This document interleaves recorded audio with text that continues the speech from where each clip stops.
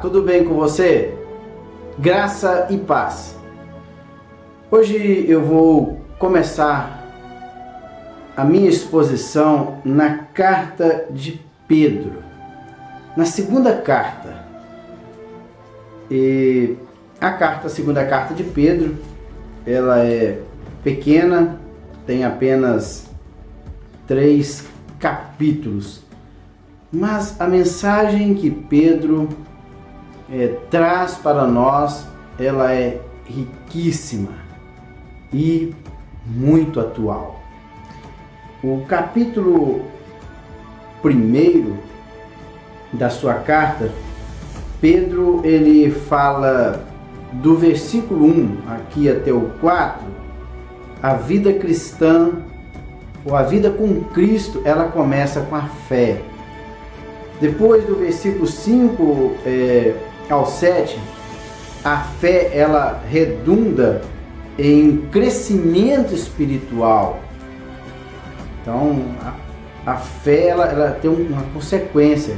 A vida cristã ela tem uma consequência, ela redunda em crescimento espiritual. Depois do versículo 8 até o 11, o crescimento espiritual traz resultados práticos. Então, fé, crescimento espiritual, e depois isso retorna, o resultado disso na prática, acontece na prática. Depois do versículo 12 ao 15, ele vai falar, muda um pouquinho o tom da conversa, ele fala que os homens morrem, mas a palavra do Senhor, ela vive, ou seja, ela permanece viva. Os homens passam, mas a palavra de Deus, ela vive eternamente. Depois do versículo 16 ao 18, ele fala de experiências, que as experiências passam, mas a palavra permanece. E depois do versículo 19 ao 21, ele diz o seguinte, já encerrando, porque esse capítulo é pequeno, só tem 21 versículos. Então, do 19 ao 21, o mundo escurece, mas a palavra de Deus, ela resplandece. A palavra de Deus é luz no meio dos povos que estão escurecidos pelo pecado. Ele começa dessa forma a sua carta. Simão Pedro, servo e apóstolo de Jesus Cristo, àqueles que, mediante a justiça de nosso Deus e Salvador Jesus Cristo, receberam conosco uma fé igualmente valiosa. Então, ele não tem um destinatário específico. Ele fala assim, aqueles que, mediante a justiça de nosso Deus e Salvador Jesus Cristo, receberam conosco uma fé igualmente valiosa. Então, olha, eu, Simão Pedro, servo, aqui a palavra que ele usou grega é doulos, ou seja, escravo de Cristo. Também ele colocou aqui que ele era apóstolo. Apóstolo o quê? É enviado, mensageiro, alguém que foi delegado para levar uma mensagem. Então, olha, eu, escravo de Jesus Cristo, também sou um delegado, sou um enviado, sou um mensageiro de Jesus. Há aqueles que, através da justiça de nosso Deus e Salvador Jesus Cristo, receberam conosco a fé igualmente valiosa. Ele agora ele entra, a graça e paz sejam multiplicadas, a saudação dele, graça e paz sejam multiplicadas pelo pleno conhecimento de Deus e de Jesus, o nosso Senhor. Então, aqui, graça e paz lhe sejam multiplicadas. Claro que essa graça aqui é graça de Deus. A graça e a paz de Deus, graça é favor imerecido, e a paz é a paz de Deus que excede todo o conhecimento humano.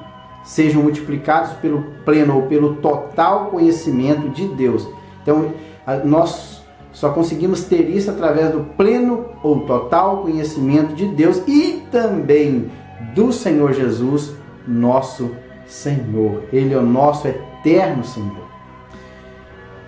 Versículo 3. seu divino poder nos deu tudo de que necessitamos para a vida e para a piedade, por meio do pleno conhecimento daquele que nos chamou para a sua própria glória e virtude. Dessa maneira, Ele nos deu as suas grandiosas e preciosas promessas, para que por elas vocês se tornassem participantes da natureza divina e fugissem da corrupção que há no mundo causado pela cobiça.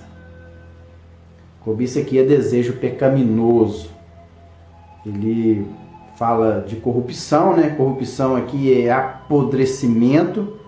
Então a vida cristã, ela começa com a fé. A partir do momento que eu tenho fé em Cristo, Ele nos capacita, ó, seu divino poder nos deu de tudo o que necessitamos para a vida e para a piedade, para que nós possamos viver em uma vida piedosa. Porque aqueles que não têm fé, não conheceram a Cristo, não estão caminhando com Cristo, eles estão mortos em seus delitos e pecados. Paulo falou isso em uma das suas cartas.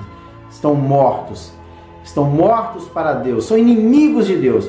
Mas a partir do momento que eu abraço a fé, reconheço o plano salvífico de Cristo, aquilo que Ele fez na cruz do Calvário, agora Ele, através do seu divino poder, Ele nos dá tudo, de tudo que nós necessitamos para ter uma vida plena e para piedade. Piedade é uma palavra grega, eusebeia, que quer dizer uma vida de devoção, uma vida de dedicação a Deus.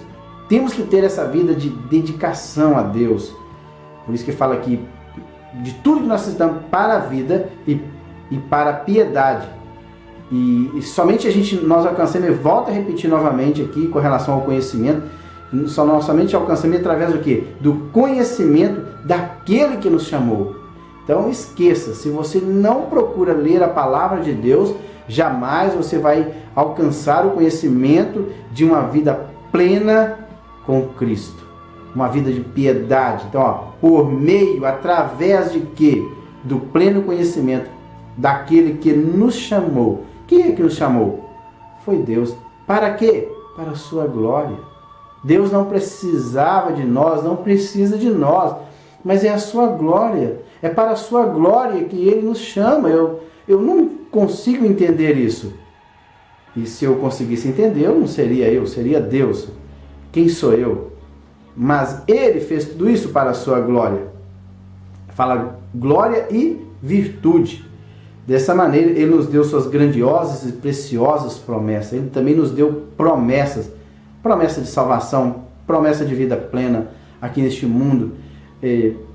Vida vitoriosa em Cristo. Isso não significa que nós não passaremos tribulações, mas nós temos certeza de que teremos vitória. E um dia nós temos essa promessa que nós moraremos com Ele para sempre, por toda a eternidade.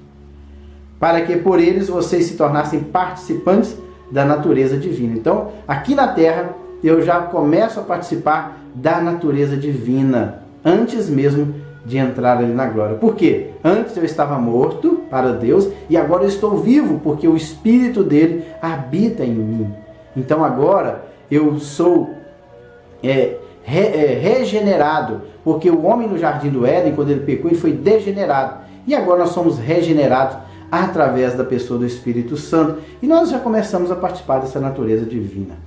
E aí ele diz, olha, e fugissem da corrupção, ou seja, da podridão que está apodrecendo este mundo de pecado. Ele fala que há no mundo, causado pela cobiça, ou aqui fala epitúmia, é todos os desejos pecaminosos. Ele não foi específico, ele deixou isso aqui ventilado. Todos os desejos pecaminosos, que se envolve, tudo que envolve a vida material, a vida sexual, a poder, tudo é um desejo pecaminoso. Depois, agora aí no versículo 5 ao 7, fé redunda em o quê? Em crescimento espiritual. Ele começa, por isso, empenhem-se.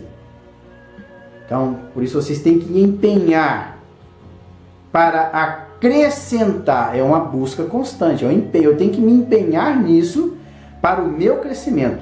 Então, ó, para crescimento, para acrescentar à sua fé a virtude. É uma progressão. A fé, a virtude, o conhecimento. Então, a fé, a virtude é poder. Poder o que? É conhecimento. O conhecimento, através do conhecimento que eu tenho de Deus, das suas doutrinas, dos seus ensinamentos, eu alcanço o que? O domínio próprio. E que o domínio próprio aqui fala do autocontrole. É como se fosse um cavalo domado.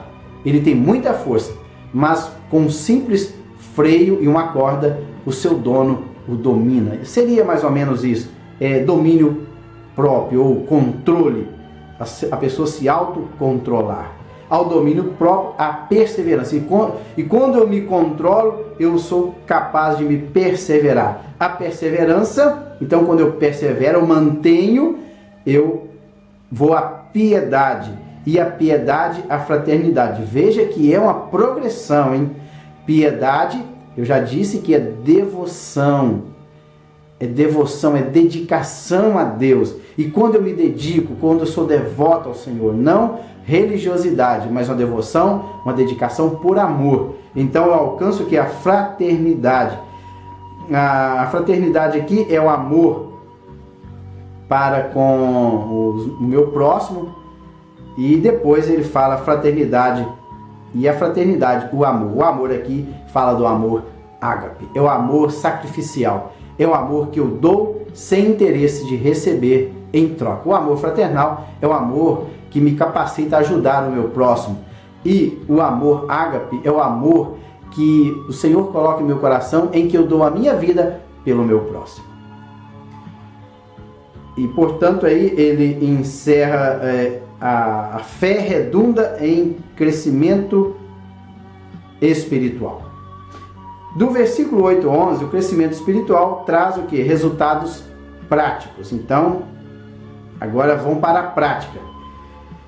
Porque se essas qualidades existirem e estiverem crescendo em sua vida, então se essas qualidades que ele já relatou em cima, nos versículos anteriores, estiverem crescendo na minha vida, elas impedirão que vocês, no pleno conhecimento, no total conhecimento de nosso Senhor Jesus Cristo, sejam inoperantes e improdutivos. Então, assim, olha, se vocês alcançaram o pleno conhecimento, se vocês estão tendo essas qualidades que foi relatado em cima, isso vai impedir que vocês não produzam fruto. Então, olha, vocês sejam inoperantes, ou seja, que vocês não produzam fruto. Todavia, se alguém não as tem, está cego, só vê o que está perto. Então ele é um míope, esquecendo-se da purificação dos seus antigos pecados. Então ele fala aqui de frutos, visão e segurança. Então, se alguém não está produzindo fruto, e lá em Gálatas fala do fruto do Espírito, são 9. E ele fala que quando nós alcançamos realmente isso, essas qualidades, estamos crescendo e nós alcançamos o total conhecimento do Senhor Jesus, então nós passamos a produzir fruto. E ele fala, se alguém não está agindo dessa forma, se alguém não as tem, este está cego e só vê o que está perto, esquecendo da purificação dos seus antigos pecados. Parece que Pedro quer dizer, se você não alcançou isso ainda, é porque você está esquecendo de se purificar dos seus antigos pecados. Então, reveja aí, faça uma retrospectiva da sua vida, porque algo está errado. Você está meio míope, você não está enxergando na sua totalidade. Do versículo 12 ao 15, ele vai falar que os homens morrem, mas a palavra do Senhor, ela vive. Por isso, ou melhor, ele continua aqui ainda no 10, vamos ver o que diz o 10, antes de entrar no 12. Portanto, irmãos, empenhem-se ainda mais para consolidar o chamado e a eleição de vocês, pois se agirem dessa forma, jamais tropeçarão, e assim vocês estarão ricamente providos quando entrarem no reino do eterno de nosso Senhor e Salvador Jesus Cristo. Então ele está falando aqui sobre o último ponto aí do resultado, ainda sobre a segurança.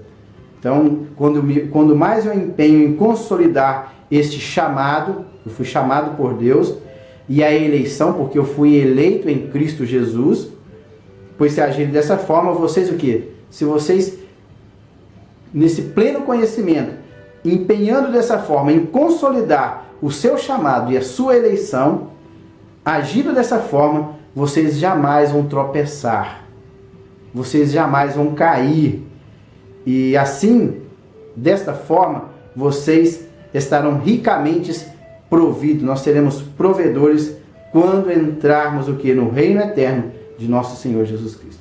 O 12 vai falar sobre a palavra, por isso, sempre terei cuidado de lembrar-lhe estas coisas, se bem que vocês já sabem, estou somente refrescando a memória de vocês.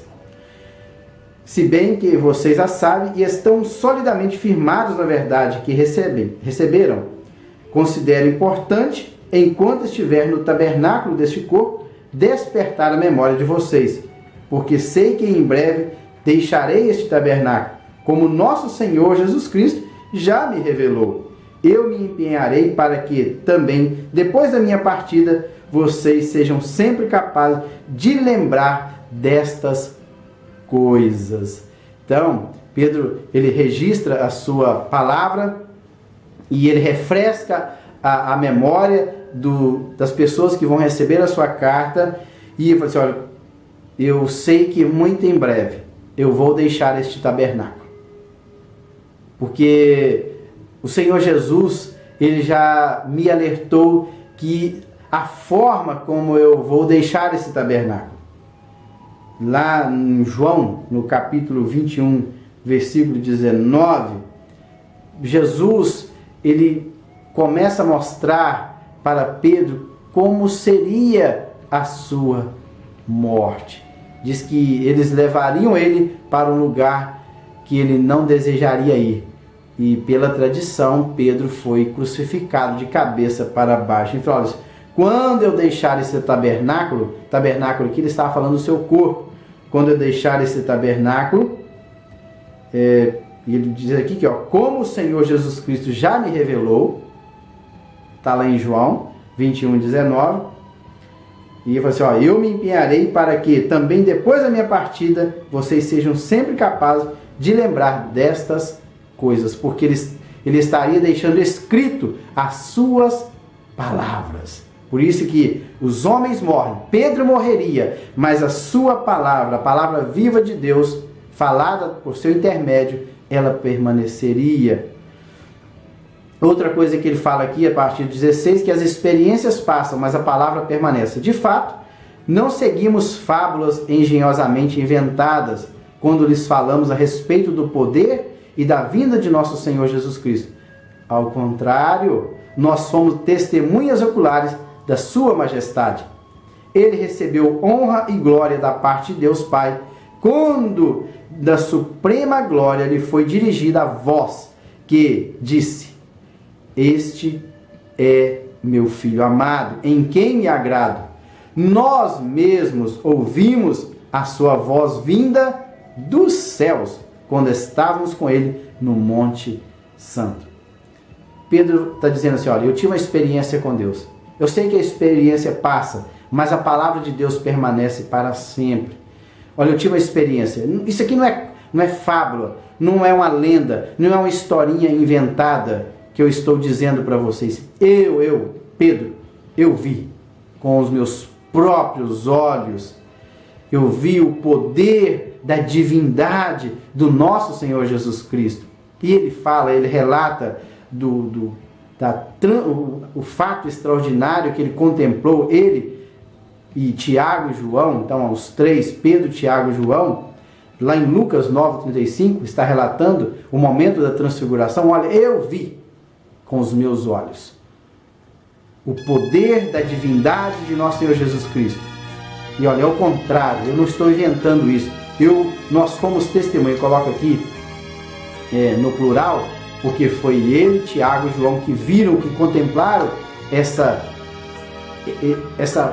manifestação da divindade de Jesus. E eu ouvi também a voz que veio do céu. Olha, quando da suprema glória lhe foi dirigida a voz que diz: este é o meu filho amado, em quem me comprazo. Nós mesmos ouvimos essa voz vinda dos céus, quando estávamos com ele no Monte Santo. Talvez seja algum monte ali próximo ao Mar da Galileia, ou Monte Hermon, nós não sabemos, o Monte Santo. Para encerrar, ele fala que o mundo escurece, mas a palavra de Deus, ela resplandece. Assim temos ainda mais firme a palavra dos profetas, e vocês farão bem se a ela prestarem atenção, como a uma candeia que brilha em lugar escuro, até que o dia clareie e a estrela da alva nasça no coração de vocês. Antes de mais nada, saibam que nenhuma profecia da Escritura provém de interpretação pessoal, pois a profecia teve origem, jamais a profecia teve origem na vontade humana, mas homens falaram da parte de Deus, impelidos pelo Espírito Santo. Quem foi o agente? O agente foi o Espírito Santo. E impelidos aqui, ele fala, a ideia é plero, que é barcos levados ou conduzidos pelo vento. Então, os homens conduzidos pelo Espírito Santo falaram palavras. E ele diz aqui que essas palavras foram ditas pelos profetas do Antigo Testamento, da Antiga Aliança. E olha, vocês farão bem se a ela prestarem atenção. E ela ser como a candeia que brilha em lugar escuro. Esta palavra que foi dita pelos profetas e que também está sendo dita por mim, ela, se vocês prestarem atenção a ela, será o que? Como a candeia que brilha em lugar escuro e que até que culmine, que este lugar fique totalmente claro. E a estrela da alva, ele está apontando aqui para Jesus, a estrela da alva, que é Jesus, nasça no coração de vocês. Então, olha, a partir do momento que vocês darem ouvido a esta palavra, as profecias, a luz vai clarear dentro do coração de vocês. E quando essa luz clarear, vocês vão enxergar a realidade das coisas. E vocês vão permitir que Cristo nasça em seus corações. E você, por quê? Sabe por quê? Que nenhuma profecia, ela provém de interpretação pessoal. Mas ela o quê? Esta profecia jamais ela foi feita por vontade humana. Mas todos os homens, inclusive Pedro, eles falaram da parte de Deus, impelidos e impulsionados pelo Espírito Santo. Está aí, portanto, o capítulo 1 da segunda carta de Pedro. No próximo vídeo eu estarei dando continuidade. Fiquem com Deus e até lá!